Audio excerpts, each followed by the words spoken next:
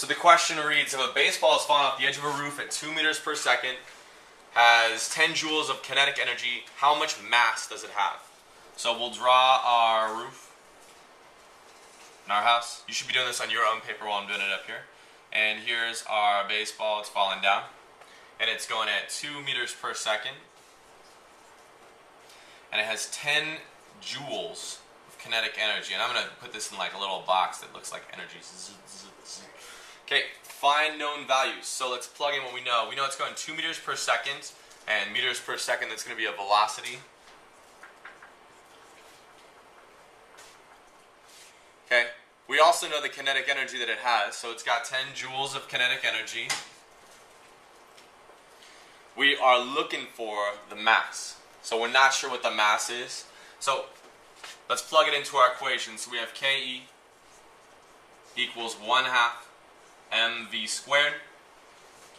I know my kinetic energy is 10 joules, and that equals 1/2. And I don't know my mass, so I'm going to leave m alone. And then I know my velocity is 2 meters per second, and that whole thing is squared. So now we solve for our answer. So I've got 10 joules equals 1/2 m, and then it's 2 meters per second squared. So 2 meters per second squared is going to give me 4. We'll do the exponent first, then times m, and still times 1/2, and all that still equals 10 joules.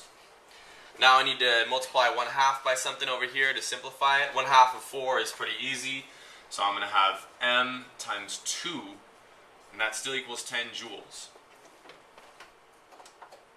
Alright, so answer with units. So I'm going to rewrite what I have down there. So 10 joules equals m times 2. In order to simplify and get m by itself, I'm going to divide both sides by 2. The 2's on this side cancel out. And then the 10 and the 2 here is simplified to 5. 10 divided by 2 is 5.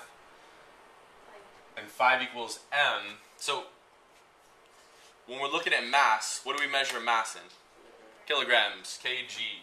So we'll write in 5 kilograms equals the mass. Put a box around it because that's a lot of numbers. And that's it.